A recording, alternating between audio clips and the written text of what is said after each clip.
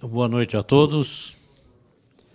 Quero, em primeiro lugar, agradecer a Deus a oportunidade que nos dá de estarmos aqui juntos novamente. Mas eu quero dizer para vocês que eu tenho viajado o estado de São Paulo todo aí, alguns outros estados, quando me convidam, para fazer essa palestra, né? O futuro da profissão do corretor de imóveis. E tem colegas que já assistiram 2, 3 vezes e tal, porque também vai transmitido pela TV Cresce, está lá. E me desculpem aqueles que já assistiram por ter que ouvir isso tudo novamente, mas é uma exposição que eu acho que tem que ser feita, tem que ser mostrada, porque são constatações, né, que eu fiz ao longo de minha vida como profissional, corretor de imóveis, como membro do Cresce. Afinal de contas, eu estou na presidência do Cresce há 17 anos. Eu dediquei boa parte da minha vida, diria até que a melhor parte da minha vida, dediquei ao Cresce. E não me arrependo, sinto-me até gratificado por tudo que se encontra a essa altura.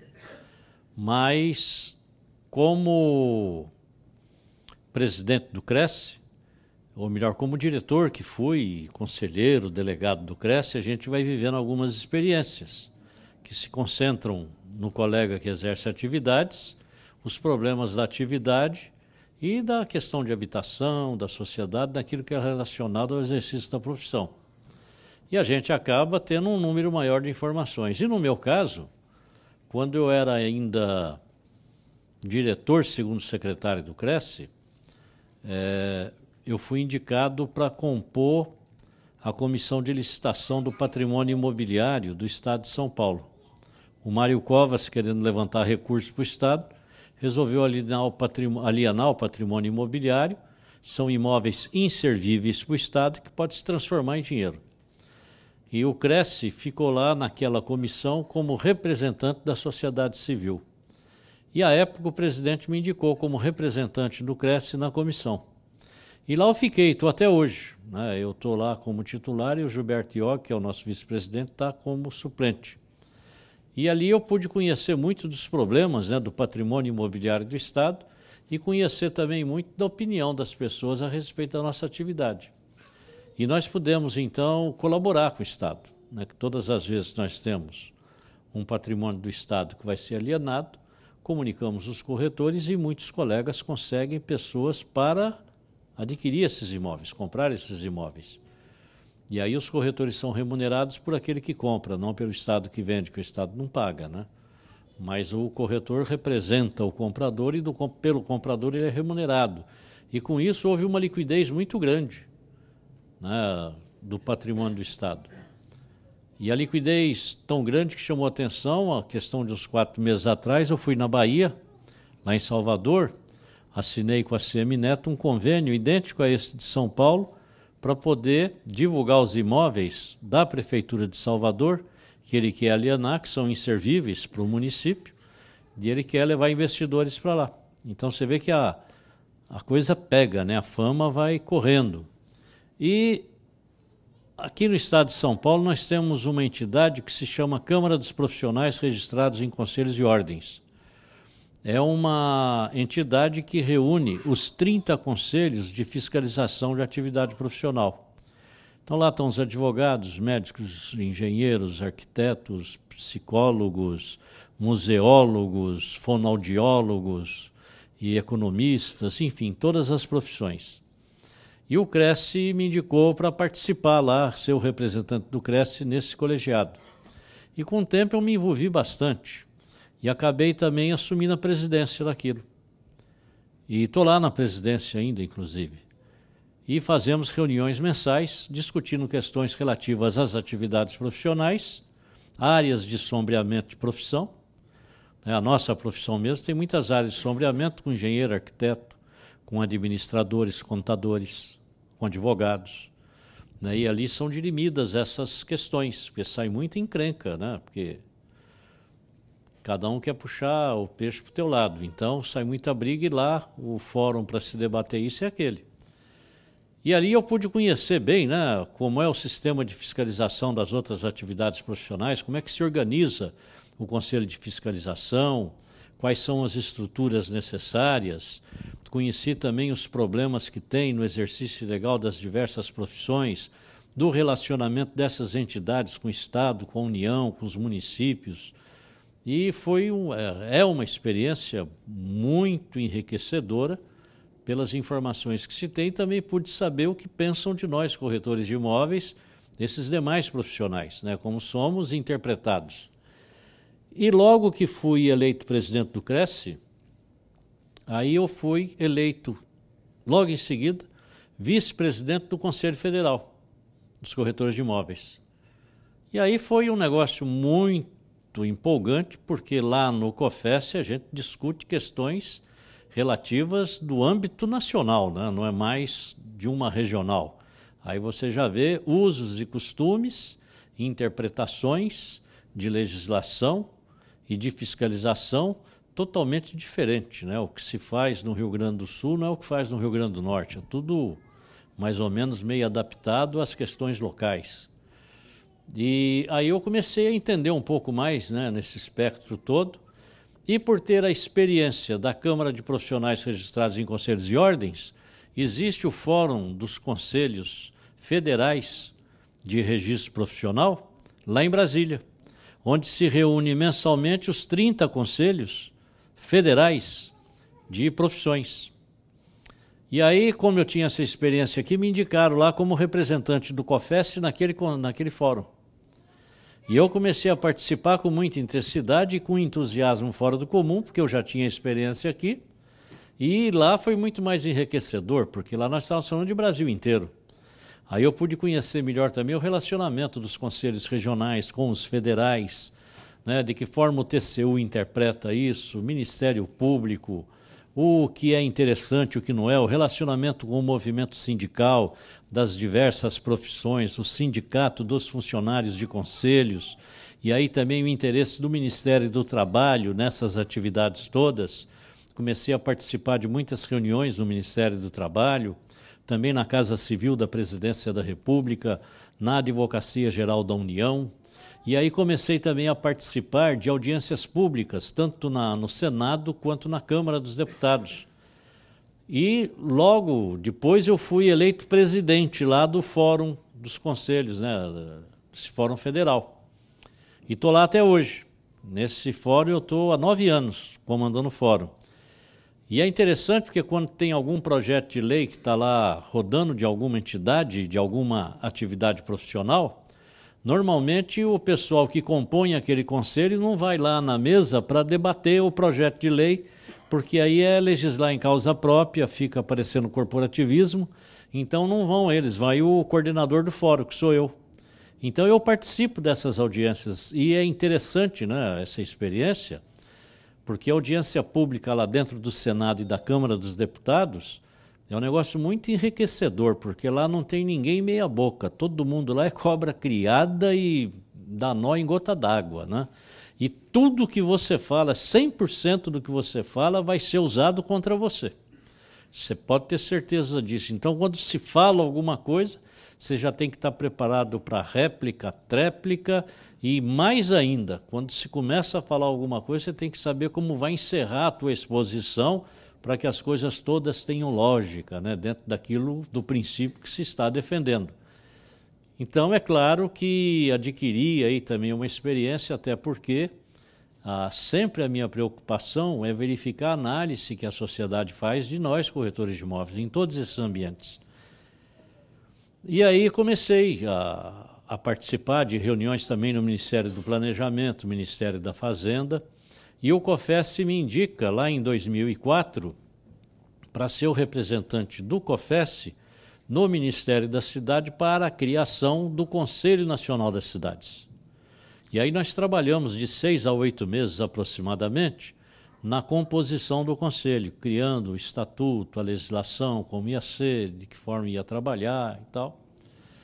E ali é que a coisa fica mesmo pesada, porque no Conselho Nacional das Cidades participam movimentos populares, banqueiros, bancários, representantes de governos estaduais, do governo federal, da Câmara dos Deputados, das Assembleias Legislativas, das câmaras municipais, da Associação Comercial. E aí toda a sociedade está representada dentro do Conselho Nacional das Cidades. E lá eu fiquei como delegado durante 10 anos. 10 anos, e eu confesso para vocês que eu já não estava me interessando nem um pouco mais por aquilo, porque o Conselho Nacional das Cidades, o Souza está lá agora, ele sabe muito bem, o Conselho acaba não fazendo nada, ele é apenas um órgão de referendo do Poder Executivo.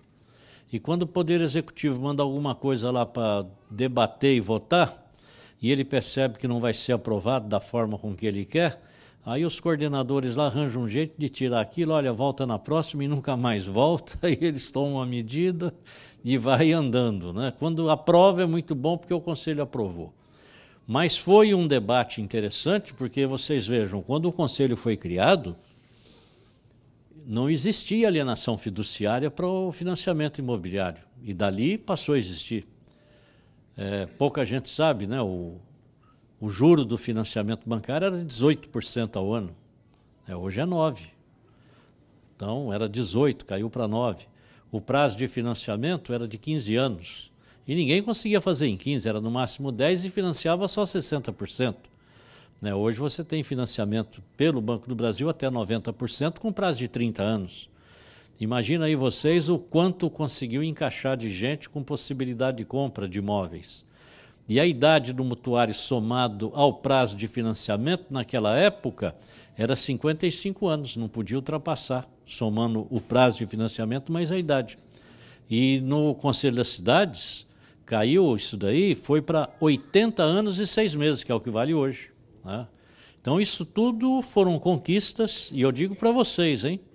Não foram conquistas nem dos empresários e nem de nós corretores, foram conquistas dos movimentos populares. Os sem-tetos da vida aí é que botaram para quebrar e banqueiro teve que se adequar, porque eles sempre foram maioria e eles ganhavam mais era no grito, né? Então, às vezes eu vejo muitas críticas aos movimentos populares e eles agem de maneira mesmo absurda, né, com invasões e tal, mas este progresso nessa área, eles têm um mérito aí de pelo menos 60% de ter conseguido, foi através do Conselho das Cidades, né, do Conselho Nacional das Cidades. E ali dentro do Conselho das Cidades, em toda reunião que eu ia participar, e as reuniões eram semanais, viu, Souza? Não era assim de vez em quando, que nem era hoje, não, era semanal, Deus me livre. Então, se eu ia me reunir com os banqueiros, os incorporadores, construtores, né? Quem é? Esse aqui representa os corretores. Aí todo mundo virava assim, não queria nem olhar, sabe? Era um bullying fora do comum, sempre querendo desprezar. E sempre com medo também, né? Porque nós, em números, somos grandes, né? Dentro do nosso segmento, não existe nenhuma outra atividade que tenha um número de profissionais como tem corretores de imóveis. Nós somos 400 mil no Brasil. Agora, incorporador, construtor e banqueiro não tem isso, né? Então, a nossa força de voto é grande e a formação de opinião pública e acesso à imprensa, né? Nós temos. E aí tem que engolir, mas na visão deles, não. Acha desnecessário. E, por outro lado, quando a gente se reúne com movimentos populares, aí esses daí são os exploradores dos pobres, coitados e tal, só querem ganhar o nosso dinheiro, né? O discurso é esse. E quando você volta para a área política, por 400 mil que sejamos no Brasil todo, mas muito pulverizado, então nós não temos uma concentração de voto que o político queira nos cooptar, né? Então o político atende, mas tudo meia boca, né? Não é aquela coisa poderosa como é com o metalúrgico, que tem milhões aí, né? Então, eu passei por isso, né, nessas reuniões todas, e aí sempre interpretando nessa visão, como é que faz para o corretor se integrar mais ao âmbito da sociedade, como é que faz para a sociedade enxergar melhor o corretor, sempre isso pela minha cabeça, né? E eu sou uma pessoa assim, eu acho até que é transtorno obsessivo compulsivo, porque eu vivo Cresce de manhã à tarde à noite, sábado, domingo, eu acordo pensando no Cresce nos corretores, deito pensando no Cresce nos corretores, essa é a única coisa. Quando eu vou numa reunião do meu Rotary Club, eu fico até desambientado porque não tem ninguém para conversar sobre Cresce e corretagem. Então, eu fico sem assunto. Festinha de aniversário, então, para mim é um suplício, porque não tem ninguém para conversar sobre Cresce e sobre o corretor, eu fico no desespero. E não vejo a hora de chegar segunda-feira para 5h30 da manhã e ir para o Cresce, porque aí eu volto para o meu ninho. E aí, conversando tanto, participando disso tudo, nossa, eu fui percebendo muita coisa e fazendo análise histórica da nossa atividade profissional, que é outro ponto muito importante, e vendo aí inúmeros aplicativos oferecendo a oportunidade das pessoas se contatarem diretamente, dispensando o serviço do corretor para economizar a remuneração, vendo a cada vez mais os anúncios, né, dos jornais acabando. Você vê que o mercado passou por uma transformação muito grande. Hoje você digita lá no Google qualquer coisa, ele te dá mais informação do que nós temos, né? Às vezes o colega tem lá alguns imóveis para intermediar venda e locação, mas você digita no Google, você encontra coisas até muito melhores do que aquilo que você tem. E isso está à disposição de toda a população, né? E aí vem, nos anos 90, houve uma consultoria americana que disse que a profissão de corretor de imóveis estaria extinta até o ano 2000. E passou o ano 2000 e a profissão só tem aumentado o número de pessoas que exercem no Brasil e no mundo, né? Em outros países do mundo também a profissão tem crescido bastante. Nos Estados Unidos hoje são 3 milhões de corretores, imagina. E não só crescendo a profissão, como a procura pelos corretores também crescendo. Nos Estados Unidos, tem a estatística deles lá, 98% dos negócios imobiliários tem a participação do corretor. O corretor participa de 98% das intermediações imobiliárias lá. Portugal também tem um índice elevadíssimo de participação dos corretores. Os demais eu não tenho uma visão assim, não tenho as estatísticas, mas esses dois aí é impressionante como o corretor é respeitado. Agora, recentemente, a questão de 2 anos atrás, veio uma notícia aí de uma consultoria internacional inglesa que disse que até o ano de 2020 a nossa profissão estaria extinta. Então estaria faltando 2 anos e meio só para acabar com a profissão, né? E sempre o foco dele está voltado para a internet, que acham que a internet vai acabar substituindo. E é claro que isso é um negócio que me preocupa e que me faz raciocinar a respeito. E eu fui procurar saber, né, da história da nossa atividade profissional, apesar de que, quando eu tinha 10 anos de idade, o meu pai chegou em casa elogiando um corretor de imóveis, e elogiando enfaticamente. E aquilo me chamou muita atenção, porque para o meu pai elogiar uma pessoa era uma raridade. Então me chamou a atenção mesmo, que meu pai só criticava o governo e criticava tudo, e elogiou o corretor. E não sei, quem vocês acham que não conhece, é o pai do Peixoto, lá na Avenida Cursino, na Zona Sul, Peixoto Imóveis. O pai dele, não ele que está lá. E o Peixoto já está velhinho, hein, o filho. Eu tinha 10 anos de idade, imagina, foi há 56 anos atrás que meu pai fez esse elogio. Isso, é claro, não ficou na minha cabeça, mas eu lembrei depois, né, puxando assim pela memória os fatos. E eu achei interessante, eu falei, eu vou analisar um pouco, porque também resolvemos fazer um museu virtual no site do Cresce.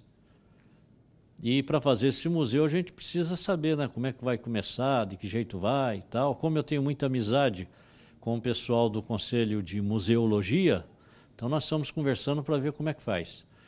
E aí eu comecei a ver alguns detalhes e descobri que lá nos anos 50, a profissão de corretor de imóveis era respeitadíssima pela sociedade. O corretor de imóveis era tido como uma pessoa, era título de idoneidade.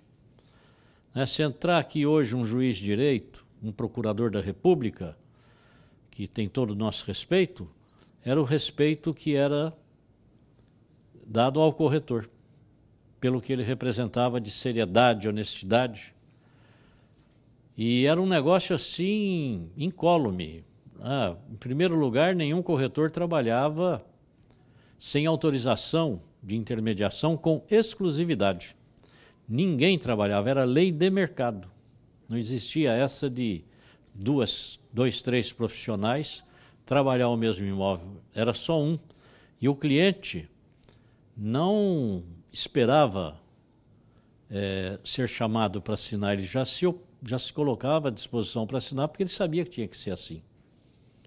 E para ser sócio do sindicato, era um negócio interessante. Você tinha que ter uma carta de apresentação de 3 corretores, que já fosse sócio do sindicato pelo menos há 5 anos. E, além disso, tinha que ter toda a sua documentação, as certidões, atestado de antecedentes, uma carta de apresentação de um gerente de banco, onde você tivesse conta, e a carta de apresentação também de um contador, te apresentando. Isso era levado lá, a diretoria do sindicato se reunia, analisava a proposta do novo sócio, e aí, se ele fosse considerado uma pessoa adequada a pertencer aos quadros, era aprovado. Agora, se tivesse assim um histórico de não é um bom chefe de família, uma pessoa que bebe, dirige de maneira irresponsável, ele era rejeitado pelo sindicato. Era rejeitado e pronto, ele não tinha para onde ir, porque uma entidade privada, não tinha a quem reclamar, ele ficava trabalhando no mercado, fazendo intermediação, porque não existia legislação que proibisse, mas sem ser sindicalizado. E não ser sindicalizado era um prejuízo muito grande, porque a única forma que tinha para se comunicar com o público era através de anúncios do Estadão, Diário Popular, Notícias Populares, eram os jornais que tinham, para se poder anunciar. E o preço do anúncio era um absurdo, um anúnciozinho hoje estaria custando, um anúncio de uma coluna, 3 centímetros por uma coluna, deve estar custando qualquer coisa em torno de R$350. Seria hoje o preço. Você imagina, você com 10 imóveis para anunciar toda quinta e sábado, que eram os dias de anúncio, quinta, sábado ou domingo. Mas normalmente você anunciava no sábado e saía no domingo de graça, Quanto é que tinha que gastar? E quem fosse sindicalizado tinha um desconto de 40%. Então o desconto nos jornais valia a pena porque representava muito dinheiro. Mas quem era rejeitado no sindicato não saía do mercado, continuava trabalhando. Alguém aqui sabe como eram chamados aqueles que trabalhavam como corretores sem ser sindicalizados? Como? Beleza, hein? Você que falou? Quem? Você tá velhinho, hein? Porque em lugar nenhum, olha, eu faço essa palestra, você foi o primeiro. E olha que eu já fiz para milhares de pessoas. Ninguém sabe que era Zangão. Mas Zangão também não era um nome pejorativo, não. Era o nome mesmo do profissional que trabalhava com intermediação imobiliária e não era corretor. Muito prazer, Souza, eu sou o Zangão. Pronto. Tá bom, não era... Não era depreciativo e todo mundo trabalhava. Agora o Zangão era encrenqueiro. Boa parte dos negócios feitos por zangões davam problema e parava na justiça. E nessa época no Brasil teve uma coincidência aí da profissão vir assim interessar para muita gente, como interessou agora nos últimos anos, e devido aos loteamentos que foram feitos no Brasil inteiro, as companhias colonizadoras, o grande impulso dos loteamentos foi nos anos 50 e 60. Maringá, Londrina, essas cidades todas eram loteamentos, que transformaram em cidade. Sinop, que é dos anos 70, hoje é uma cidade, eu vi aí 360 mil habitantes, até assustei. Sinop, já pensou? Foi tudo lá comercializado por corretores e zangões, Então, nós levamos muito desenvolvimento para o Brasil todo. A Brasília é um dos grandes exemplos do trabalho dos corretores de imóveis. Juscelino Kubitschek quase ficou louco, porque ninguém queria comprar terreno em Brasília, ninguém, nem de graça queriam ir para lá. Os funcionários públicos do Rio de Janeiro não aceitaram ser transferidos para Brasília. Os que foram para Brasília transferidos foram com exigências absurdas, cortando a carga horária, ganhando salário 4 vezes mais do que ganhava no Rio, senão não ia, e não tinha como obrigá-los. Né? E ninguém comprava terreno lá. O Juscelino Kubitschek fez uma reunião lá em Brasília, convidando corretores de todos os estados brasileiros, e fez uma proposta de trabalho conjunta com a TerraCap, e os corretores levaram muita gente para lá. E Juscelino Kubitschek deixou uma frase de próprio punho, que hoje está reproduzida lá no auditório do Cresce do Distrito Federal, está grande lá na parede, ampliada a letra dele lá. Aos corretores de imóveis, né, que me ajudaram a construir Brasília, a minha eterna gratidão. Juscelino Kubitschek, presidente do Brasil. Ele deixou isso escrito lá, está lá. Né? Então ele tem esse peito de gratidão para conosco, corretores. A nossa profissão, ela teve essa consideração, né? E nós chegamos a usar o Borba Gato aqui como símbolo da nossa atividade, porque éramos chamados também de bandeirantes do progresso, né, da era moderna, que levávamos população para essas áreas que estavam sendo loteadas. Mas esse grande aquecimento do mercado imobiliário provocou um outro problema sério, que foi o movimento no Poder Judiciário. Os negócios feitos pelos zangões, a maioria dava problema. A minha cidade é uma prova disso. Praia Grande, quem comprava um terreno de Praia Grande, a turma falava assim, que andar que você comprou? Porque eram loteamentos sobrepostos. Até hoje nós temos lá Vila Sônia, Vila São Jorge e... tem mais um, agora não me recordo. São 3 loteamentos, um em cima do outro. Não na totalidade, mas eles se encontram. Então, vira e mexe, sai um despacho de um desembargador, passa a valer esse. Aí só é dono mesmo quem tem as 3 matrículas. E os 3 têm matrícula, os 3 têm lançamento de IPTU. Né? É assim. E até hoje é assim. Né?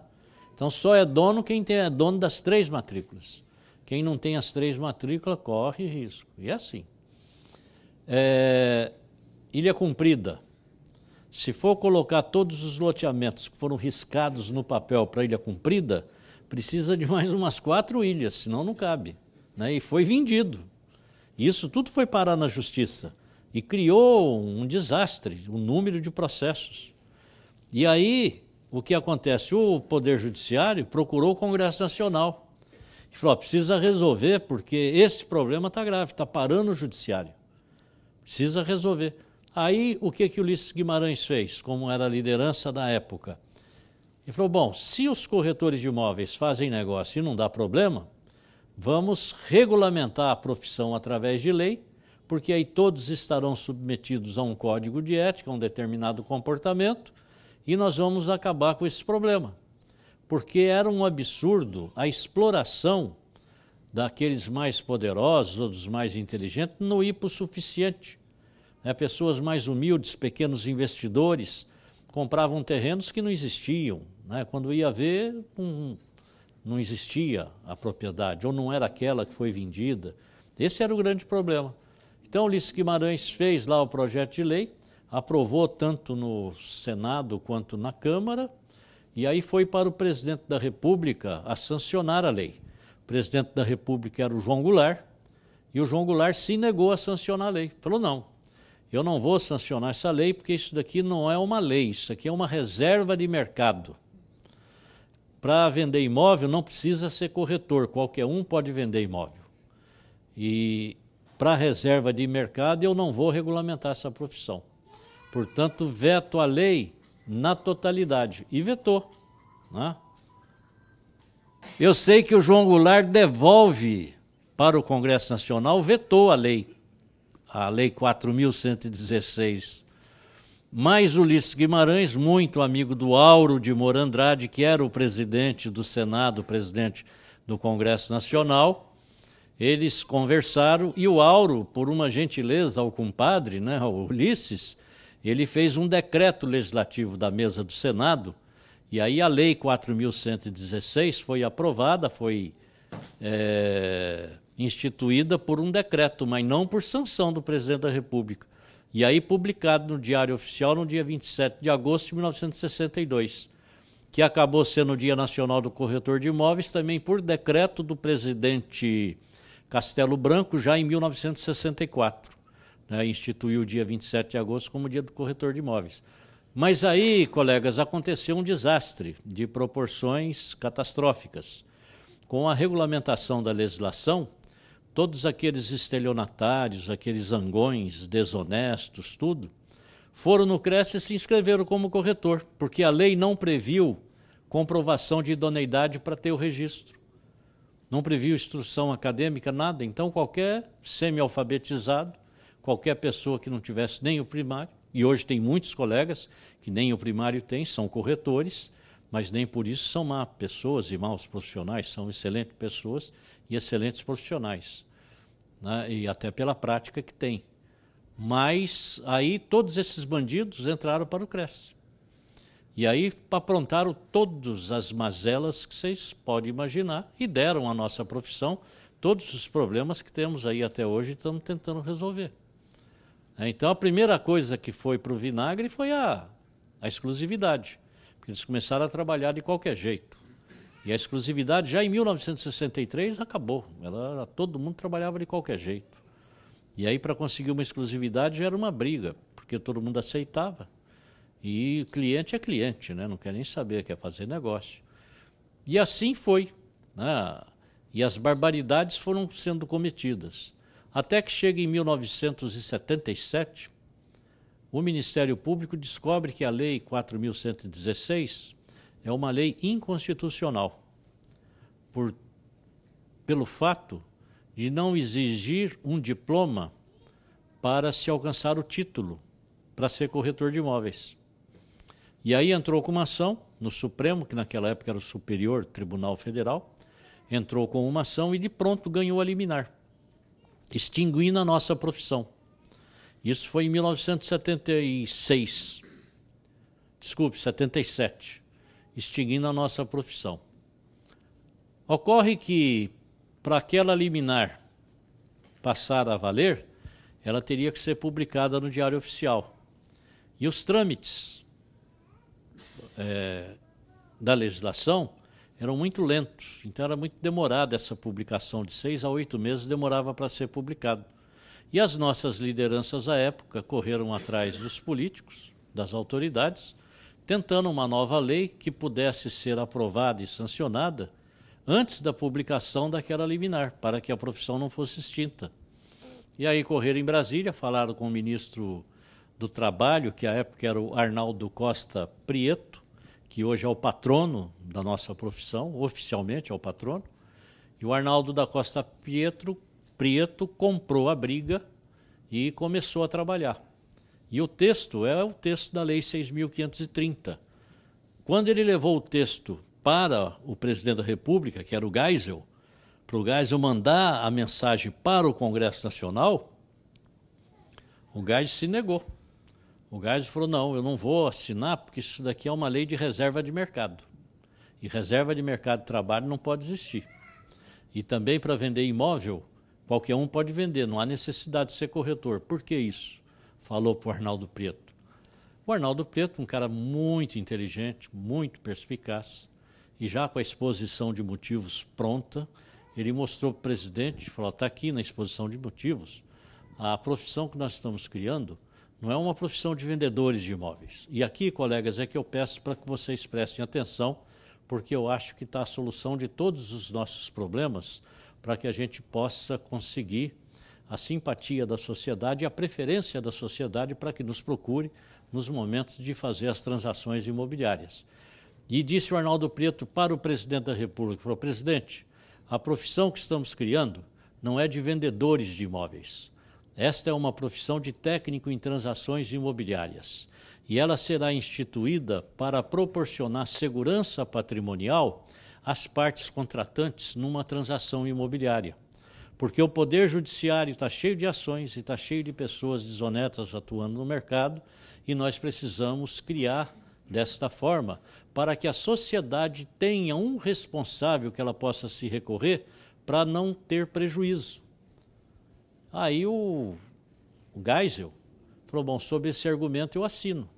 Assinou, mandou para o Congresso Nacional, e aí é que foi interessante, em uma semana apenas, este projeto de lei passou pela Câmara dos Deputados, pelo Senado, voltou ao Presidente da República, foi sancionado e publicado. Dia 12 de maio de 1978 foi publicada a Lei 6.530. E aí, esse negócio de ser recordista em trâmite, está começando agora, 39 anos depois, a dar um problema sério. Está fazendo aí uns 90 dias, mais ou menos, um colega nosso entrou com uma ação contra um cliente que desistiu do negócio, depois de fechado ele desistiu, aí com base no Código Civil ele entrou com ação para receber sua remuneração, que é claro, ele faz jus. O juiz manda para o Ministério Público se pronunciar, e o Ministério Público se pronuncia mais ou menos assim, né? Porque eu não me lembro exatamente as palavras, mas diz assim, se não houve resultado útil, por que o corretor tem essa pretensão? A atividade é uma atividade de risco, ele só recebe se tiver sucesso no negócio, e neste caso ele não teve. E depois precisamos também analisar esta Lei 6.530, que não é nada mais, nada menos que uma lei de reserva de mercado, que a Constituição proíbe. E há dúvidas também quanto ao trâmite da sua aprovação, que não foram respeitados os regimentos do Congresso Nacional na época da sua votação. Vocês imaginam, agora esse cara veio levantar essa lebre? E acredite no que eu estou dizendo para vocês, vai dar problema. Já já vem outro, e isso vai estourar e vai virar um barulho danado. Graças a Deus nós já temos um anteprojeto praticamente pronto, que está sendo estudado aí de 8 para 10 anos, e que muito provavelmente agora nós vamos poder dar entrada no Congresso Nacional, né? Isso já está negociado com a CEBIC, com o CUT, com a CNPL, com todas as entidades, com o Ministério Público, com os órgãos de defesa de consumidor, porque para dar entrada num projeto de lei lá no Congresso, ou você negocia antes com todo mundo, antes de pôr lá, porque se põe sem negociar, vai todo mundo lá e aí eles transformam a lei em outra coisa. Corre o risco de extinguir a profissão, se não entrar negociado. Vocês viram aquele projeto de lei de iniciativa popular, 2 milhões de assinaturas, o que adiantou, né? Caiu lá no Congresso, eles esfaquearam e mudaram tudo, não tem nada daquilo que o povo queria, muito pelo contrário. Então lá no Congresso tem que entrar já aprovado pela sociedade, para você mostrar para os deputados e para os lobbies que trabalham em cima desses deputados poder confirmar, já foi acertado, estamos juntos, né? Então agora nós já estamos no ponto de colocar essa outra lei, que é uma lei que prevê também a questão da idoneidade, é uma lei que prevê a exclusividade, extingue o técnico em transações imobiliárias e cria o curso superior, 4 anos para ser corretor, uma série de outras coisas lá que são interessantes para a nossa atividade e para a sociedade. E eu sei que essa Lei 6.530, quando ela foi aprovada, estava acontecendo aqui em São Paulo o 3º Congresso Brasileiro de Corretores de Imóveis, aqui no Anhembi. Aí vieram com o Arnaldo Preto, ele estava no Rio Grande do Sul, trouxeram ele aqui para São Paulo, para ele entregar a lei lá no encerramento do Congresso. Aí quando chegaram no Anhembi já tinha acabado o Congresso, e o pessoal todo tinha ido para Itu. O dono daquele loteamento, Terras de São José, estava lançando o loteamento e levou todos os corretores brasileiros para mostrar o loteamento lá. Então fez um churrasco grandão lá e estava todo mundo lá. E aí fretaram um helicóptero para levar o Arnaldo Preto lá. O Arnaldo Preto foi, chegou lá de helicóptero, foi carregado nos ombros lá, todo mundo chorando de emoção, ele com a lei na mão e tal, entregou lá para os corretores. E essa história eu estou contando para vocês, que não vou contar os detalhes, que são inúmeros, aí demoraria demais, e quem me contou essa história foi o Arnaldo Preto mesmo. Eu tive o prazer de viajar com ele para alguns estados brasileiros, ele fazendo palestra, contando esses fatos, ele chorava de emoção quando falava. Trouxe ele em São Paulo 2 vezes, uma vez na Assembleia Legislativa e outra vez lá na sede do CRES, para ele fazer a palestra falando da criação da nossa profissão. e graças a Deus tive uma amizade imensa com ele, frequentei a sua casa, eu ia a Brasília, passava na casa dele para tomar um cafezinho, mesmo ele depois de velhinho e tal, precisando de ajuda para caminhar, mas eu ia lá, tomava um café, batia um papo, cumprimentava, e a esposa dele até me confidenciou, falou: senhor Viana, o Arnaldo adora vocês, corretores de imóveis, porque vocês reconhecem o trabalho que ele fez. Ele criou inúmeras outras profissões, inclusive é enfermeiro, administrador, os artistas, foi ele que regulamentou a profissão.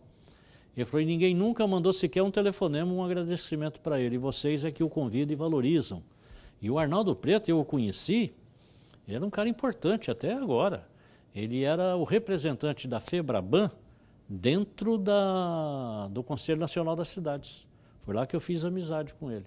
Então, ele é um cara poderoso até o fim, muito respeitado por todo mundo na política, porque é um homem muito sério, que na política é difícil, né, se achar. E ele era um cara íntegro, né?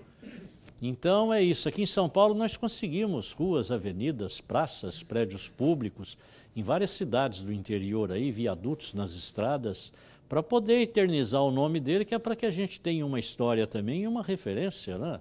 Para que a sociedade entenda que a nossa profissão tem uma história que não é muito bonita, mas é a nossa história, né? Tem os problemas como todos os outros. E aí, colegas, fica aquela coisa assim,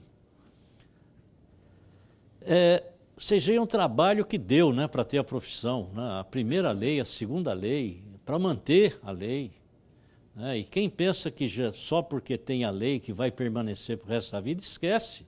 Dentro do Congresso Nacional Brasileiro, nós já derrubamos uma vez um projeto de lei que extinguia as profissões. Só ficava 3, engenharia, era engenheiro, advogado e médico. Só os 3 reconhecidos como profissões. E vocês não acreditam que atualmente tem outro projeto de lei lá com o mesmo propósito? O projeto? Não lembro de quem é, mas está lá. E está andando. E a gente tem que lutar para derrubar. Mas você sabe o que acontece? E não, fica todo mundo assim olhando para cima, não vai acontecer. Não vai acontecer uma pílula. A força do dinheiro, a força do dinheiro. É uma coisa monstruosa. E não é no Brasil, é no mundo.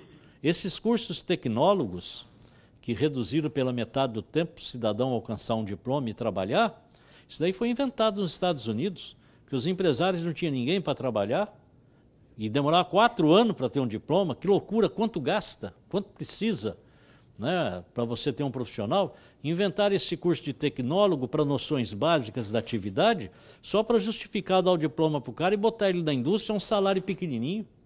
Porque aí vai colocar o que tem que estudar 4 anos, o salário tem que ser alto. Então a força do capital e trabalho é uma coisa fantástica. O que tentam... Bom, basta dizer, o Collor, quando assumiu, queria extinguir a nossa profissão. Teve até pareceres para extinguir a profissão. O Fernando Henrique, ninguém comenta também, porque ninguém sabe, as coisas acontecem e passa batido. O Fernando Henrique aprovou uma lei, sancionou, publicou e ela passou a valer. Ficou valendo 1 ano e meio, parece. Ele privatizou todos os conselhos de registro profissional. Isso é o mesmo que extinguir as profissões, que perde o poder de polícia. Como é que você vai fiscalizar se é privatizado? A sorte é que partidos políticos entraram com uma ação no Congresso Nacional, no Supremo, e o Supremo declarou inconstitucional o artigo da lei que privatizava os conselhos. Isso foi agora, com Fernando Henrique. E a lei de criminalização das profissões. Você não consegue aprovar uma dentro do Congresso Nacional? E aí o exercício ilegal de profissão pode ser de medicina, de advogado, do que bem entender, de engenheiro, não é crime, é contravenção, né, que praticamente não tem pena nenhuma, uma barbaridade. E a gente não consegue criminalizar. Então a força do capital é muito grande. Já imaginou vocês, para os incorporadores, que maravilha seria se não tivesse que ter corretor de imóveis e eles pudessem colocar lá qualquer um para vender empreendimento e pagar o que bem entendesse? Ia sobrar de gente aí para trabalhar e eles iam pagar o que quisessem. Então essa força do capital e o trabalho é uma briga feia e ela está sempre à flor da pele. É que nós estamos aqui afastados do centro das discussões e não percebemos. E eles chegam ao ponto de convencer as autoridades. Eu participei de uma audiência pública como ouvinte apenas, no Senado, na Comissão de Trabalho. Estava lá o Ives Gandra, não o pai, o filho, que é ministro do Superior Tribunal do Trabalho, o filho dele, o Ives Gandra. Estava um representante do Ministério do Trabalho, só representantes do governo. E meteram o pau em todos os conselhos de fiscalização. E não tinha o que fazer. E todos criticando a regulamentação, porque a Constituição garante o livre exercício das atividades profissionais e que esses conselhos são um absurdo. Bom, até que passou a palavra para os senadores, e aí o senador Paulo Paim, lá do Rio Grande do Sul, ele levantou e falava: vocês, com a autoridade que têm, vocês estão querendo acabar com as profissões brasileiras, porque que garantia vai ter o profissional se não tiver um núcleo de atenção na sua atividade profissional para conduzir os trabalhos dessa profissão? O que vocês querem é acabar com os profissionais, vocês querem deixar o país na mão dos empresários. E não vai ter um contraponto. E esculhambou com eles. O Paulo Paim, eu não gostava dele de jeito nenhum, fiquei fã dele. Porque ele defendeu veementemente. Foi lá e não teve papas na língua, não. E o filho do Ives Gandra, claro que deixou de ter minha simpatia. Eu estava achando tão simpático, é filho dele, que bonito, está aí, é ministro. Né? Ele falou, eu falei, Deus me livre, o cara é um capeta, né? Para nós, né? Eu não quero conversa com ele, não. Então, colegas, aí vem os aplicativos, né? Economize o honorário do corretor, faça negócio direto. Mas nós temos alguma coisa muito importante que trabalha a nosso favor, que é a desonestidade do ser humano. E essa desonestidade do ser humano, você pode ter certeza absoluta que é a nossa tábua de salvação. As pessoas têm medo uma das outras. E as pessoas são desonestas, mesmo, principalmente nas transações imobiliárias. Eu estou nessa atividade há 42 anos e sei muito bem como é que é. Eu, quantas vezes na vida, eu fui cotejado por clientes para receber uma propina e ajudar a tapear a parte contrária. Esconder alguma coisa, alguma dificuldade, alguma demora de documento que poderia atrapalhar o negócio. Quantas vezes? Se você fechar esse negócio, eu te pago tanto a mais. Eu nunca aceitei. Quantas vezes eu fui passado para trás? Quantos imóveis eu mostrei, a pessoa não comprou e depois eu passo lá, 3, 4 meses depois, está a mulher lá lavando a calçada. E eu que... mas todos nós temos essa história. Nós não podemos nunca apresentar comprador a vendedor, porque se apresentou, sai briga. Você põe os dois para conversar, sai encrenca. Quer acabar com o negócio, é botar as partes contratantes para conversar. Então, por quê? Você imagina, você põe o teu imóvel num aplicativo desse qualquer da vida aí, e daqui 3 dias bate na porta lá, bum, bum, bum, bum, eu vim ver teu apartamento aí. Daí? Quem é? De onde é que vem? Para onde é que vai? Quem sois, né? Pelo amor de Deus. Ninguém acredita. E quando chega na hora do documento, então? Em que a falsificação hoje chega a ser tal ponto sofisticada que levei no cartório outro dia, lá da Praia Grande, uma certidão para que o escrevente que assinou o oficial que assinou a certidão, para ver se era legítima. Ele teve que pegar no livro. Ele falou, Viana, deixa eu pegar no livro para ver. Ele pegou no livro, não, é quente. Ele teve que olhar no livro, porque pelo papel não dá mais para saber. Tal é a... Quantas certidões apareceram, até com aquele selo de alumínio falsificado. Diploma de TTI, quantos aparece lá no Cresce falsificado com aquele selo de cartório atrás? Aí você vai lá ver, não é falso. Né? Então a sofisticação nas falsificações estão absurdas. Essa semana eu ganhei uma ação, ganhei nada, eu estou tomando na cabeça. Minha filha alugou apartamento para um estelionatário, lá o cara entrou com um documento falso, a fiadora dele que ele levou lá, uma senhora, não era a mulher dele, e também estelionatária, tudo picareta. E vai fazer agora 5 meses que eles estão dentro do apartamento. A polícia já prendeu o cara em flagrante, no dia seguinte ele estava solto. Agora, essa semana que o juiz deu a sentença para despejar com força policial, fazer o que tem que fazer e tal, estamos aguardando o oficial ir lá cumprir.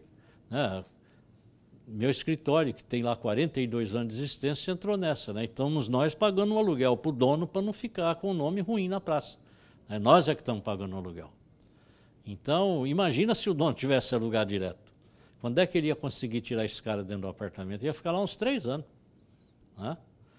E eu soube que o apartamento anterior a esse, que esse estelionatário ficou, uma cobertura, lá na Praia Grande, ele destruiu o apartamento. E ficou 3 anos dentro do apartamento. Então, são riscos da nossa atividade. E aí não dá, as pessoas não confiam umas nas outras.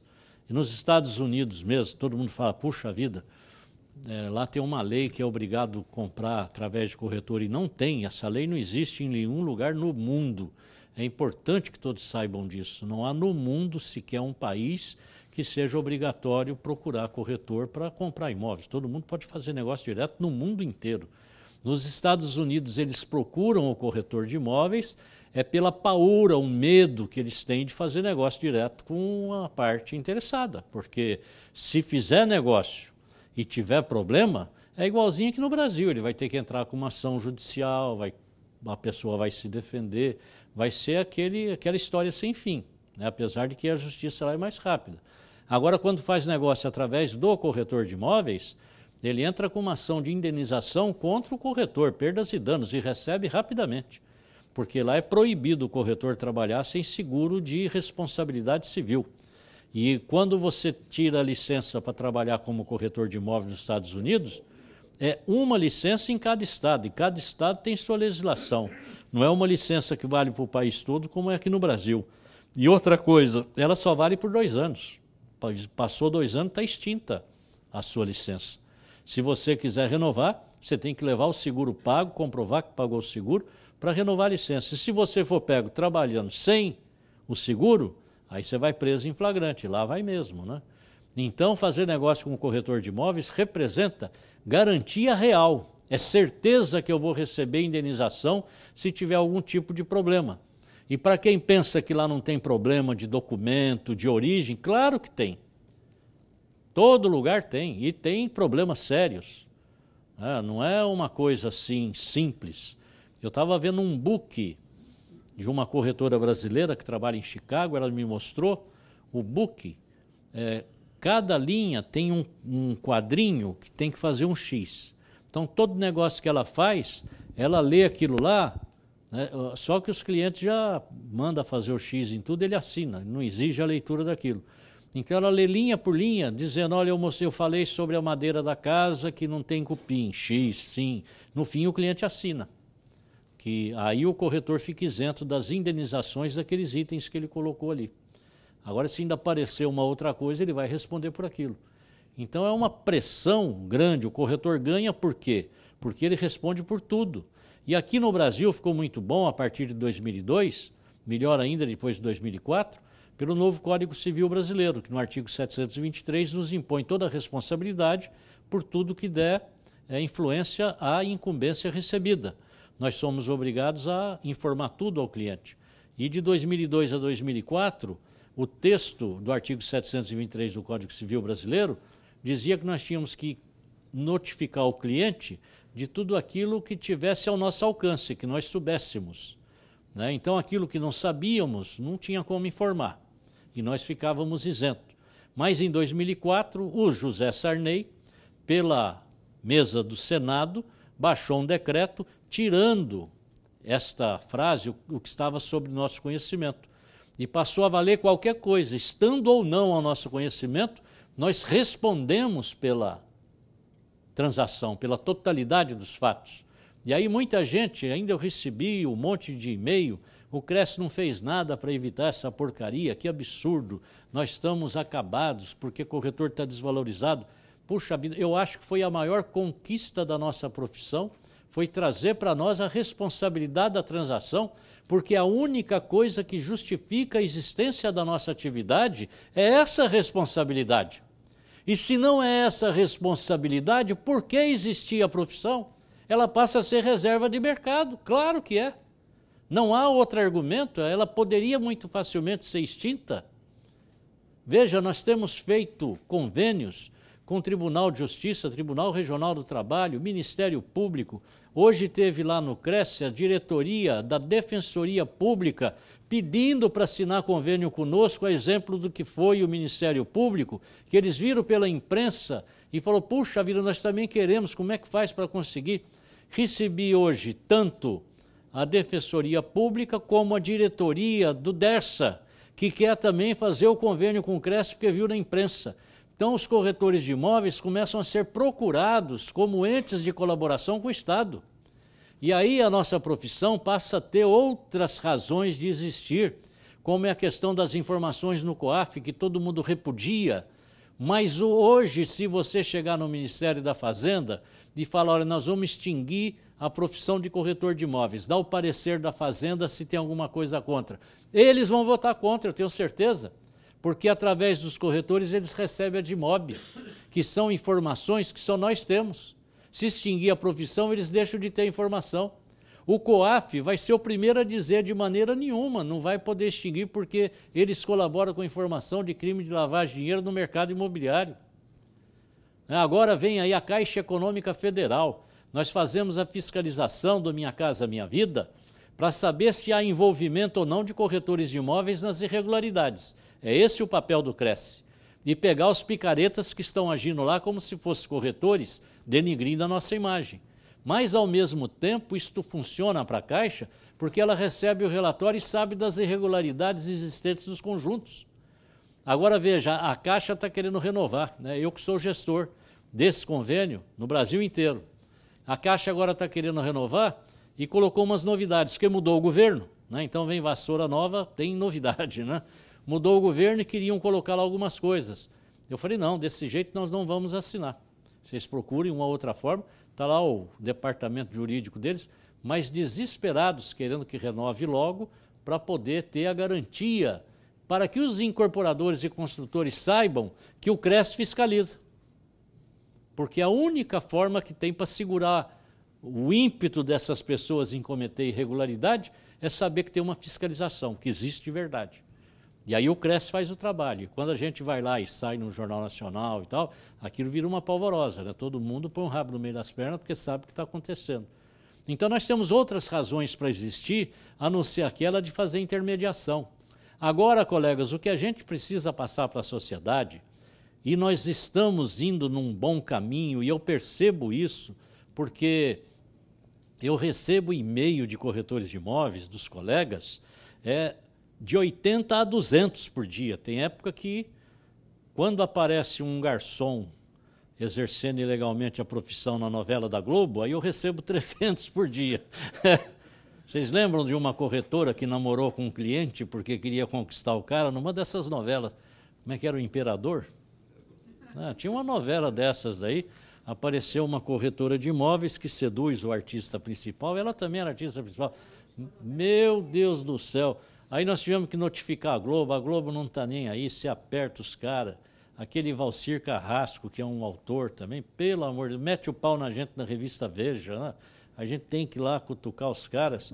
Então eu recebo e-mail dos clientes que reclamam do corretor, dos corretores que reclamam dos corretores que reclamam do CRES. Então eu conheço a opinião dos corretores sobre o CRES, sobre os colegas, sobre os clientes, sobre a sociedade, né? Porque eu respondo um por um, eu não permito que ninguém no CRES responda. Hoje eu não tive tempo de responder os e-mails, mas amanhã cedo eu chego no CRES antes das 6 horas da manhã. Sento lá até 8 horas da manhã, todos os e-mails estão respondidos, que são de hoje, né, para não deixar acumular, porque se acumular eu fico louco. Então eu conheço, e quando é e-mail que precisa de uma resposta técnica, jurídica, mais sofisticada, o que eu faço? Passo para um assessor que entende daquele assunto, e passo para ele fazer a minuta de resposta. Ele não vai fazer a resposta, ele faz uma minuta. Aí vem eu leio a minuta e vejo se está adequado à indagação do colega. E aí eu libero ou não. Então, e pelo fato também de presidir o Tribunal Ético Disciplinar, né, é um tribunal que tem características de uma comarca média, porque temos lá mais de 30 mil processos, Tem muita comarca no interior aí que não tem esse número de processo. E o nosso cartório é esse, com mais de 30 mil. E eu presido as sessões de julgamento. E na sessão de julgamento, eu vejo o que o corretor está fazendo. Em épocas de crise como essa, o que tem de apoderamento de dinheiro do cliente que pagou o aluguel, meu Deus do céu, o colega não repassa para o dono. Ou não repassa condomínio, não repassa IPTU, ou recebe sinal e princípio de pagamento, é um cheque de garantia para isso, aí ele vai lá, deposita o cheque, contando já que o negócio vai fechar, não fecha, ele gasta o dinheiro, não tem para devolver. Então, barbaridade, o que acontece, e aí isso fere de morte a nossa imagem. Porque o que espanta o cliente de procurar o corretor não é a nossa remuneração, porque 95% dos negócios são realizados, quem paga a nossa remuneração é quem vende, não é quem compra. Então eles deixam de vir com medo, é o receio.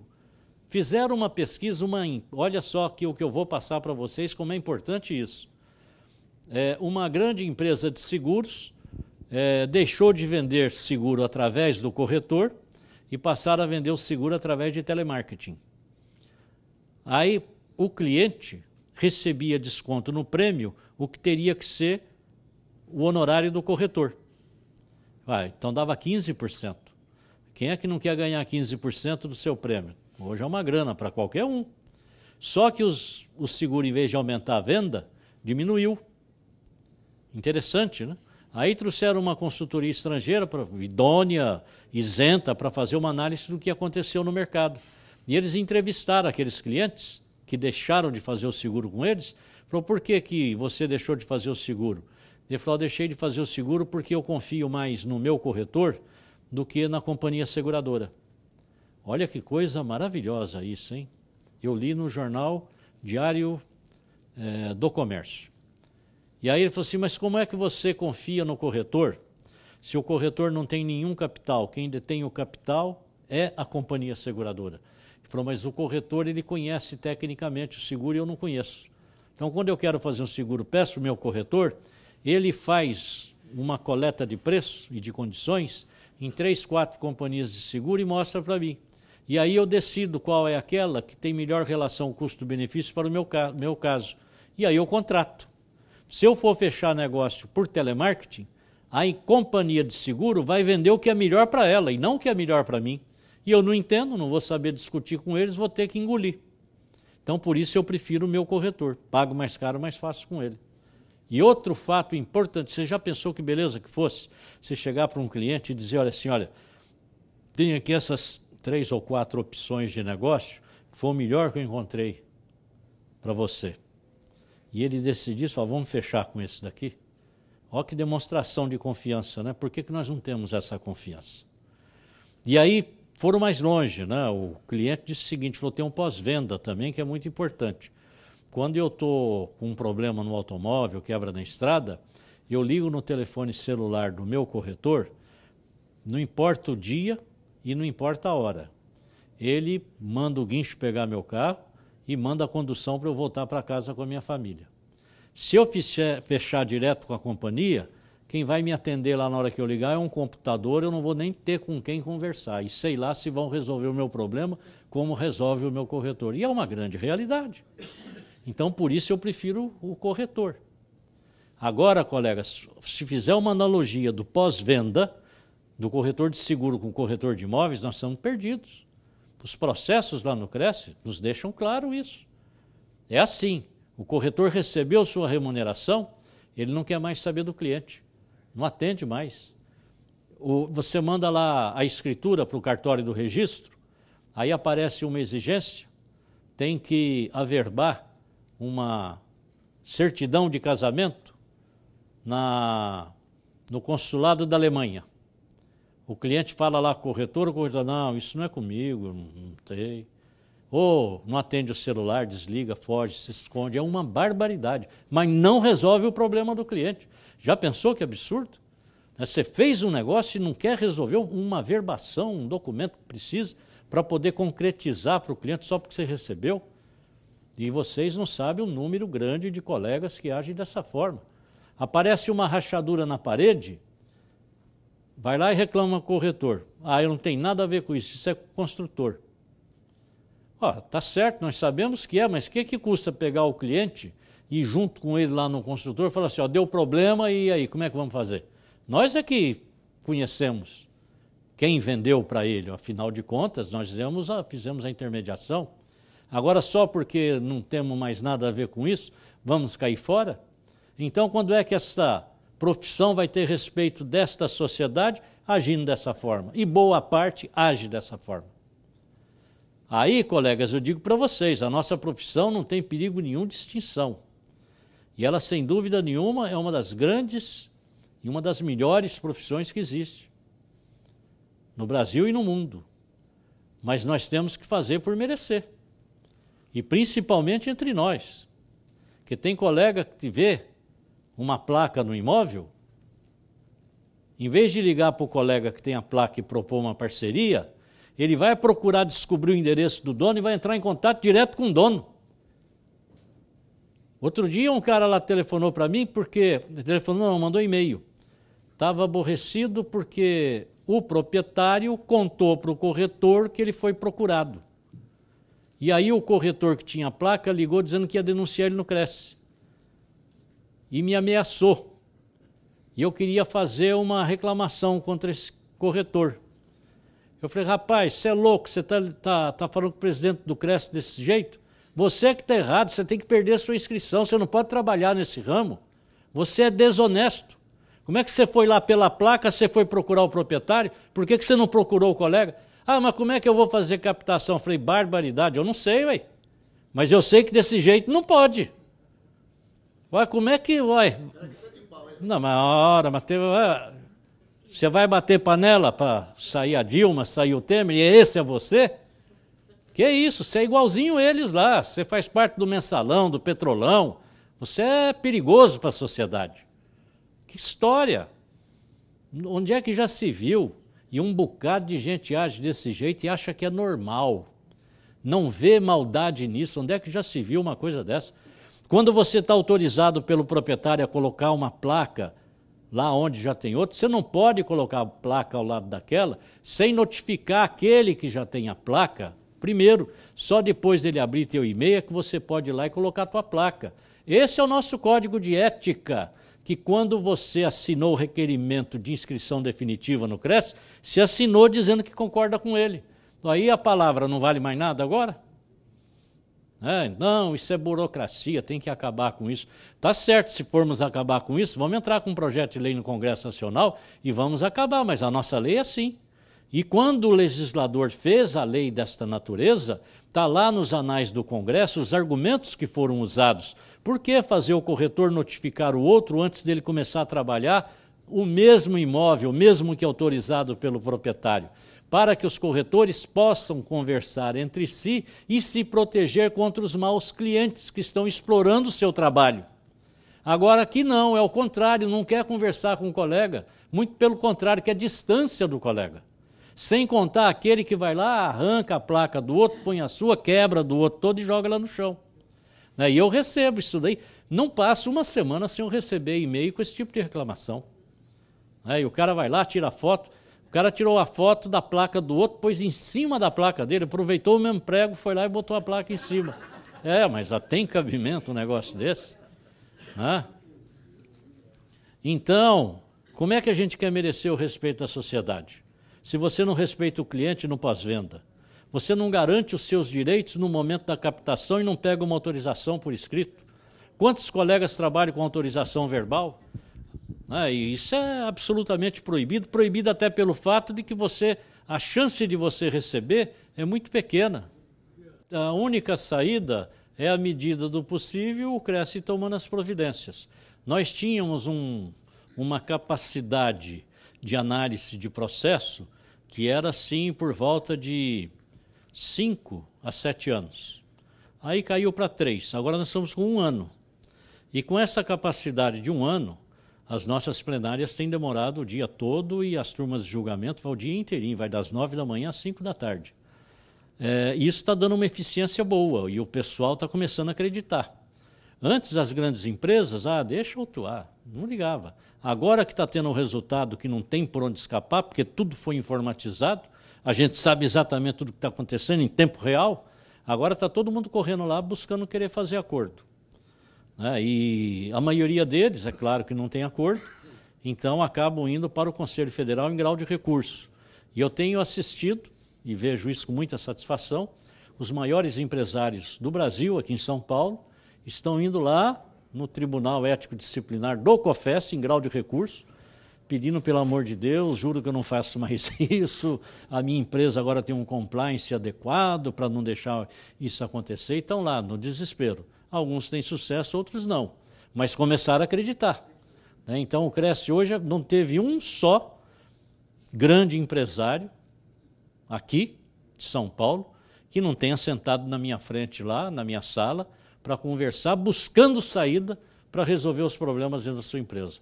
E hoje eles já me buscam para ter orientação de como se comunicar com o grupo de corretores, como organizar melhor, como criar fidelidade, o que o corretor quer, o que o corretor precisa. Né? Então, isto começa a aparecer com muita força. E hoje eu vejo que para você conseguir uma autorização de venda, sem exclusividade, é claro, já é muito mais fácil do que era há 3 anos atrás para trás. Hoje já começou a melhorar. A sociedade já começa a nos aceitar. Eu acho que toda essa manifestação dentro dos tribunais, veja, o Tribunal de Contas de São Paulo vai assinar o convênio com o Cresce. A polícia, desculpe, a Receita Federal, nós íamos assinar essa semana, passou para a semana que vem. Puxa, a Receita Federal, já pensou? Isto está nos colocando lá dentro. A criação do Sejusc lá dentro do Cresce, vocês não fazem ideia o prestígio que deu para o Cresce o Sejusc. Então os juízes, os desembargadores já nos enxergam de forma totalmente diferente. E isso reflete na sociedade como um todo. E eu sei, quando eu encontro autoridades nos aeroportos, dentro do avião, no Congresso Nacional, é uma loucura, você para, tem que conversar. Eu estava em Brasília ontem, tem deputado que pede para tirar fotografia comigo. Imagina. Eu fico até inibido, porque eu não sou esse gás todo. Viana, vamos tirar uma foto junto aqui, você pega lá no Face do deputado, está lá e tal. Então, você vê, eles fazem questão. Quando criou o Conselho das Cidades, nós éramos o patinho feio. E as coisas foram progredindo, e progrediram maravilhosamente bem. Vocês estão sabendo que a tabela de honorário ela deixou de ser impositiva e passou a ser referencial? E eu gostaria de dar uma explicação para vocês, para que vocês tenham uma noção clara. A tabela não foi extinta, hein? A tabela existe. E a tabela está valendo. Mas o Cresce não pode autuar ninguém por desrespeito àquela tabela. Quem cobrar mais não tem problema, quem cobrar menos não tem problema. Agora o negócio é o seguinte, o Cresce não vai autuar. Mas se algum de vocês se sentir prejudicado, porque alguém cobrou abaixo ou acima da tabela, e denunciá-lo no Cresce, nós vamos instaurar um procedimento de análise de concorrência desleal, ou então por aviltamento de remuneração. A tabela continua valendo para efeitos éticos disciplinares. Então, entre nós temos que respeitar o parâmetro de trabalho. Vale dizer que aquilo que você contratar com o cliente está valendo. Agora mesmo, aí uma novidade excelente essa daqui para vocês. Essa é maravilhosa. Um colega nosso tinha uma autorização de venda com exclusividade de uns galpões aqui em Campinas. 150 milhões de reais esse negócio. E a empresa esperou vencer a autorização e vendeu para o cliente direto. Já tinha negócios, tinham viajado juntos. E aí ele foi no Cresce, pedindo para... E ele entrou com ação contra a empresa, é claro que ele vai ganhar, porque está tudo comprovado, lá não tem como escapar. E ele pediu para o Cresce entrar na ação como amicus curiae. O Cresce está na ação como amicus curiae para que o juiz tenha uma visão mais clara de como deve ser a transação e tudo mais. E aí eu vi no contrato dele, sabe quanto ele pôs de honorário no contrato? 15%. Um negócio de 150 milhões de reais. Aí eu falei para ele, rapaz, mas você pôs 15%? Ele falou, olha, Viana, Esses caras, para vender isso, se eu pusesse 20%, eles iam assinar. Porque está todo mundo desesperado, eles não têm dinheiro. Então, apareceu um negócio, é claro que eles assinam. E eu tive que pagar a passagem aérea para eles, paguei para a Europa e paguei para os Estados Unidos, paguei hotel de 5 estrelas para esses caras. E eu também tenho o risco que eu estou correndo. Quanto é que eu vou gastar num advogado se eu tiver que responder uma ação de perda de dano? Então, eu cobrei alguma coisa para valer. Vê que colega inteligente? Cobrou com base na análise do risco que ele sofria e do investimento que ele ia ter que fazer. 15% sobre 150 milhões de reais. Que é outra coisa que falta também no nosso meio, é corretor com mando do negócio. Eu vejo muito colega bonzinho com o cliente, e boa parte dos clientes são tudo picareta, querem usar o nosso trabalho para nos passar para trás. E colega que trabalha sem autorização assinada, colega que faz remuneração mais barata para pegar o cliente, umas coisas assim horríveis. Tem cliente que entra no escritório e parece que é patrão do corretor. Hein? O corretor já é corretor para ser livre, para ser dono da sua vida. Eu, se for para ter patrão, vou fazer um concurso para trabalhar na prefeitura, pronto, vou receber o salário e vou ficar lá. Agora, dentro do meu escritório, quem manda sou eu. Mas você não vai assinar autorização? Não, então eu não vou trabalhar. Outra coisa que eu queria dizer para vocês, esse negócio de amicus curiae no processo, eu levei para a diretoria, foi aprovado, levei para o Conselho Pleno, foi aprovado. Então, se vocês tiverem alguma ação movendo contra um cliente para receber uma remuneração, pode mandar um e-mail lá para o Cresce nos convidando para ser amicus curiae, que nós vamos pedir autorização para o juiz da atuação para o Cresce entrar junto com vocês na ação. Olha que beleza, quanto é que vale um negócio desse? O Cresce amicus curiae em todas as ações que vocês tiverem para receber remuneração. Eu recebi um e-mail de um colega que queria receber um honorário e não estava tendo como. E ele me perguntou, né, o que ele deveria fazer. Aí eu respondi o e-mail para ele dizendo assim, me manda uma cópia do seu contrato de autorização, da intermediação, que eu vou analisá-lo e vou fazer a resposta para você. É certeza que ele não tinha contrato, né? Aí ele respondeu, neste caso, infelizmente, eu não tenho contrato.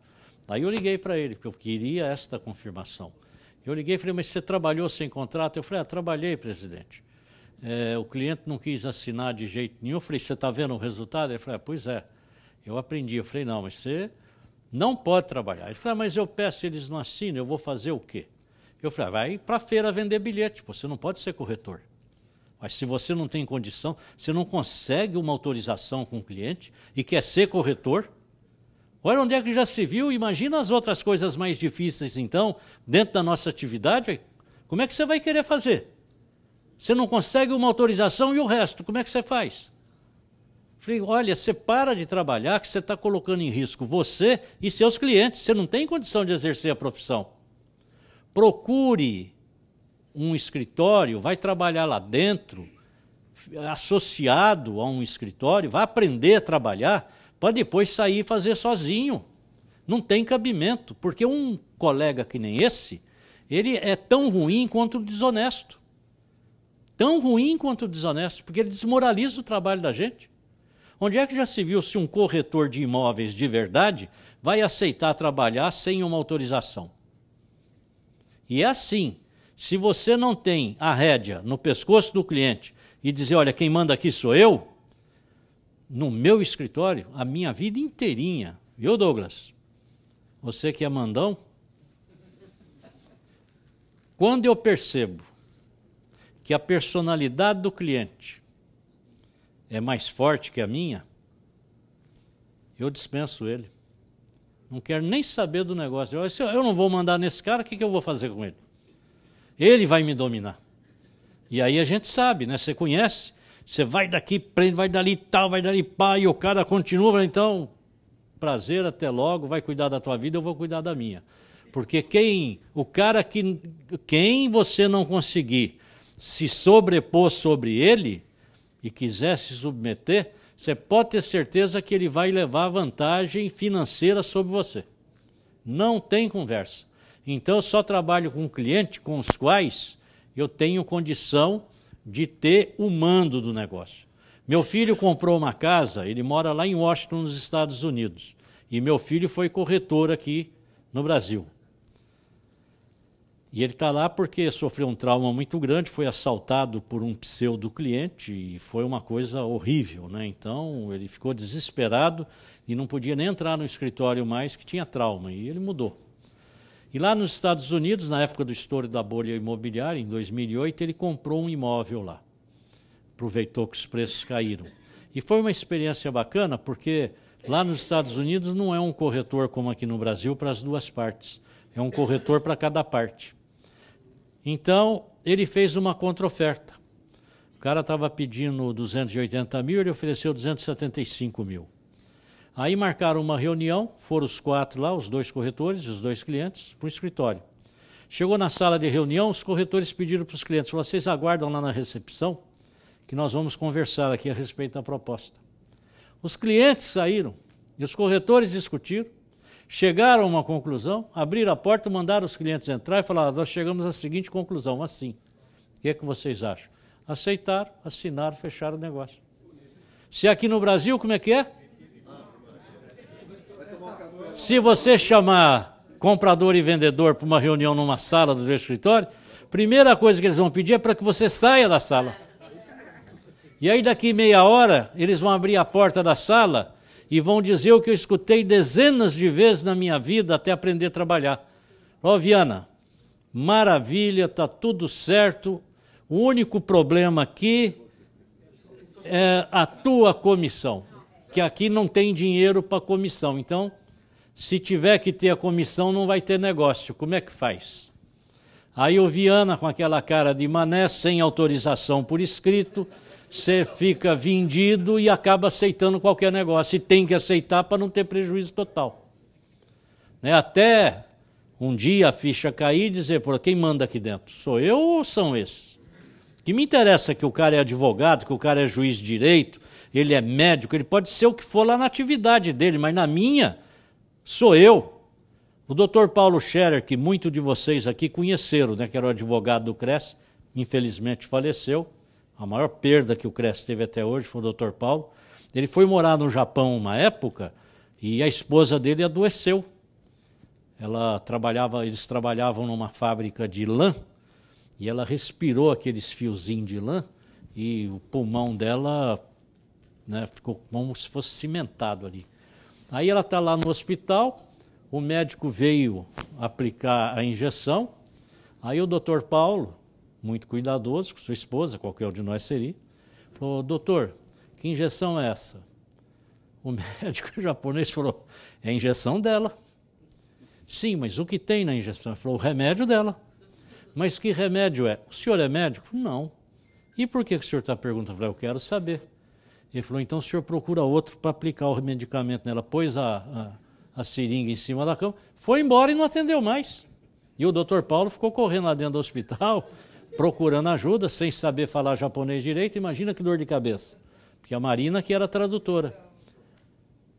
O médico não admite dar satisfação. Ele é o médico. E quando nós vamos no médico, você senta lá e o médico fala, ó, é assim, assim, assim, tem esse remédio aqui, você vai tomar. Olha, você vai discutir? É ele que é o médico. Quando o advogado conversa com você e fala, olha, nós vamos tomar esse caminho, por isso, por isso, por isso, tem essas jurisprudências aqui, então o caminho não é o caminho do advogado que a gente vai seguir? Por que conosco, corretores de imóveis, o cliente que vai querer mandar, se nós é que somos técnicos? Nós somos técnicos em transações imobiliárias, habilitados para trabalhar na atividade, conhecemos a região, o mercado, e por que vai agora o cliente querer mandar no nosso trabalho? Nós não podemos permitir isso. Nós não podemos é ser desonesto, não podemos ter falta de ética, não podemos ser desonesto, mas nós temos que ter autoridade e o mando do negócio para poder ganhar dinheiro. E ninguém está trabalhando para fazer favor para ninguém. Nós estamos trabalhando para ganhar dinheiro e por isso nós temos que cobrar, e cobrar bastante. Né? Nós temos uma mania, boa parte dos colegas insistem em trabalhar barato. Ué, você quer trabalhar barato? Para quê, se não vai dar para você viver? Tem colegas aí que trabalham baratinho, e aí quando ele faz um negócio, é para pagar as contas que ele está devendo, aí ele zera. E aí começa a dever de novo até fazer outro negócio, e zera. E assim vai levando. E a nossa profissão, que é hiper difícil, complexa, complicada, que todo mundo pensa que é moleza e não é, né? Você pode procurar, que são pouquíssimas as pessoas que são bem-sucedidas na nossa atividade profissional. Pouquíssimas, porque a profissão é dificílima. né? Não tem como você fazer um concurso e ir lá para a prefeitura, né? Como os médicos fazem. Todo mundo pega o diploma, faz concurso e vai para o Estado. Vai trabalhar por dinheiro público, porque fez o concurso. A nossa não tem jeito. E nós trabalhamos da forma mais difícil que existe. Nós trabalhamos defendendo o interesse de quem compra e de quem vende, e não podemos deixar um levar vantagem sobre o outro, e a gente está no meio. Então é mais difícil ainda do que é nos Estados Unidos, que cada um tem o seu. Então, colegas, a gente tem que botar tudo isso na balança e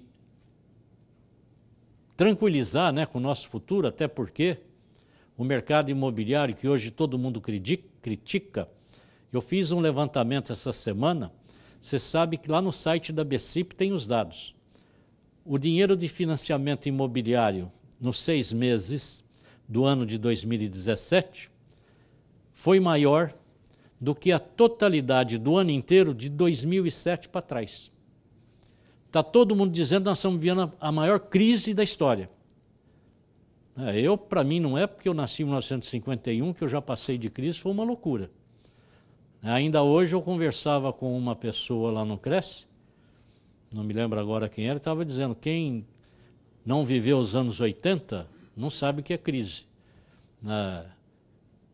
Sim, aqui da Associação Comercial, puxa vida, o diretor, superintendente, como é que é? Carlos, o primeiro nome dele é Carlos, mas estava batendo papo com ele e falando, inflação de 80%, 80% ao mês, e é uma inflação que nós enfrentamos.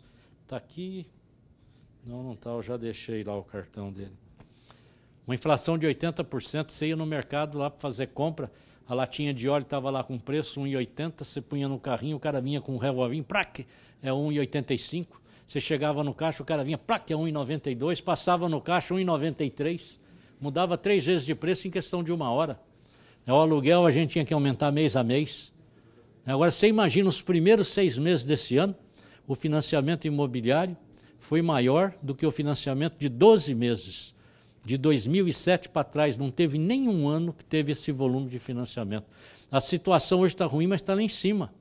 E o pessoal está querendo fazer entender que nós estamos vivendo numa lata de lixo, que o Brasil não presta, só tem desonesto, que nada desonesto, na mesma grandeza, tem no mundo inteirinho. Ricardo Amaral, aquele grande empresário da noite, abriu uma casa lá em Washington há 20 anos atrás, no Tom Brasil, e de repente é uma das casas de maior sucesso do mundo. Aí uma noite a casa não abriu. Por que não abriu? Ele, na calada da noite, ele pagou todo mundo e veio para o Brasil. E deu uma entrevista para a revista Veja dizendo o seguinte, lá em Nova York, de um lado é a polícia, do outro lado é a máfia.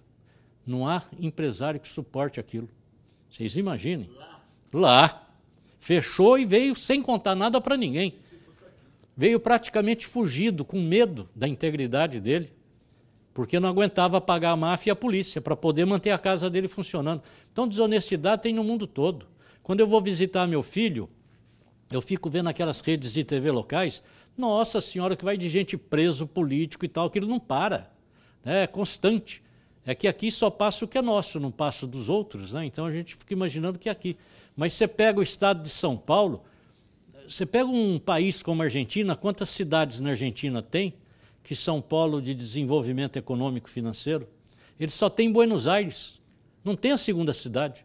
Pega Portugal, vai, que, puxa, quantos anos tem Portugal? Você vai lá, só tem 2 cidades, é Lisboa e Porto. Não tem uma terceira. Aqui em São Paulo, só São Paulo, o estado, você tem umas 25 aqui no estado de São Paulo, maior do que todas essas. O PIB do interior de São Paulo, só do interior, tirando o Grande São Paulo, é maior do que o da Argentina. O bairro aqui, olha, o bairro de Santo Amaro tem economia maior do que a do Paraguai. O PIB do bairro de Santo Amaro é maior do que o do Paraguai. Então quem está no Paraguai não está nem em Santo Amaro. Não, e tem gente querendo fazer acreditar que isso daqui é ruim, gente. Quando começou a evolução do mercado imobiliário em 2004, o déficit habitacional era de 7 milhões de unidades. Em 2014, o déficit era 5 milhões e 800 mil. Demorou 10 anos com aquela larga produção de imóveis para cair apenas 1 milhão e 200 mil unidades. E agora, em 2017, já é mais de 7 milhões, está lá no site do Ministério da Cidade. Já ultrapassou os 7 milhões de novo. Isso quer dizer que a nossa profissão vai ser uma brilhante profissão ainda por uns 30 anos, mais ou menos. Você imagina, olha, eu fui a convite da Prefeitura de Cascais, eles me pagaram avião, hotel, tudo, fiquei lá tudo por conta deles, para conhecer o mercado imobiliário do município de Cascais, para tentar fazer com que Cascais pudesse interessar para os corretores de imóveis brasileiros. Meu Deus do céu, Portugal, a população está diminuindo. É tudo idoso, não nasce mais ninguém, não tem jovem. Você vê as casas de comércio, tem aquele tamanho e não vão sair daquele tamanho, ainda por uns 50 anos vai ser daquele tamanho. O dono da fábrica de cerveja em Portugal, para ele vender uma garrafa de cerveja, ele tem que esperar nascer um portuguesinho, criar, botar 18 anos nele e rezar para Nossa Senhora de Fátima para ele gostar de cerveja, senão ele não vai vender uma garrafa de cerveja. Aqui no Brasil, se você bater um pandeiro aqui na esquina, você desmancha 4 caixas de cerveja em 5 minutos. Imagina, com essa recessão, não tem uma estrada sequer no Brasil que não esteja congestionada na hora do pico. Eu viajo quase que diariamente. Na hora do pico, qualquer lugar desse país está congestionado. Impressionante. E esse é o país ruim que a gente está vivendo? Que bobagem, meu Deus do céu. Nós estamos vivendo um dos países mais promissores do mundo, dentro de uma atividade profissional que é uma das melhores que se pode imaginar, onde a nossa mercadoria é o bem mais cobiçado por todo mundo, e nós estamos aí. Puxa vida, se o Brasil crescer 0,5%, ontem lá no lançamento da nossa agenda legislativa para esse ano, no Congresso Nacional, eu fui lá, participei da mesa com os deputados que compõem a frente parlamentar do mercado imobiliário. Puxa vida, o senador Waldir Raupp, que pelo Senado é o líder da nossa frente parlamentar, ele está dizendo que pelo menos 0,5% o Brasil cresce o ano que vem. Meus amigos, se o Brasil crescer 0,5% o ano que vem, vai ser como uma erupção de um vulcão, em termos de movimento. O governo prevê 2,5%. Se crescer 1%, vai dar congestionamento, não vai ter mão de obra, não vai ter nada para poder suportar esse crescimento. Então, nós estamos... Não existe nenhum outro lugar no mundo, no momento, melhor para se viver e ganhar dinheiro do que aqui. Eu vejo meu filho que trabalha numa grande empresa americana, está bem para burro. Chega, eu falei, e aí, filho, o aumento do salário, como é que foi? Oh, esse ano me deram 1,3. Foi bom. 1,3. Já pensou? É o aumento bom que ele teve. Né?